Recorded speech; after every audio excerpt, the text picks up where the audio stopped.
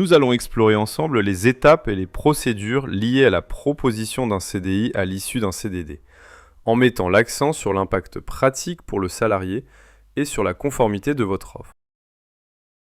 Les mentions obligatoires à mentionner dans votre offre. L'offre de CDI doit impérativement être faite par un écrit avant le terme du CDD. Elle doit toujours inclure un délai raisonnable de réflexion afin que le salarié puisse prendre sa décision en toute sérénité. Attention, il est obligatoire de préciser noir sur blanc que le silence du salarié vaut refus.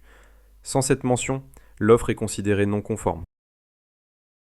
En cas de refus par le salarié d'une offre de CDI conforme, c'est-à-dire selon 5 critères cumulatifs, l'employeur a l'obligation d'informer via la DSN France Travail sous un délai d'1 mois. La privation d'allocation ne s'applique qu'après 2 refus de proposition de CDI respectant les 5 critères dans une période de 12 mois. Le premier refus n'entraîne aucune sanction. Cependant, cette décision n'est jamais automatique. Elle est prise uniquement par France Travail à l'issue d'une procédure contradictoire garantissant le respect des droits de la défense du salarié.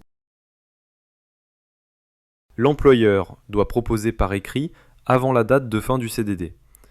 Pour qu'une offre soit considérée comme conforme, l'emploi proposé doit être identique ou similaire à celui occupé en CDD, avec une rémunération au moins égale, d'une durée de travail équivalente, le même poste, la même classification et le même lieu de travail. Ces 5 critères sont absolument essentiels pour la conformité juridique de l'offre. En cas de non-conformité et de refus de la part du salarié, la prime de précarité doit être obligatoirement versée à la fin du contrat.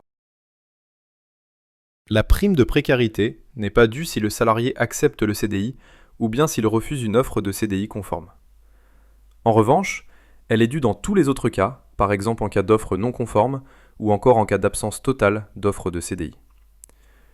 Et quoi qu'il arrive, l'indemnité compensatrice de congés payés reste toujours due au salarié, sans exception, sauf si bien entendu le CDI est accepté par le salarié.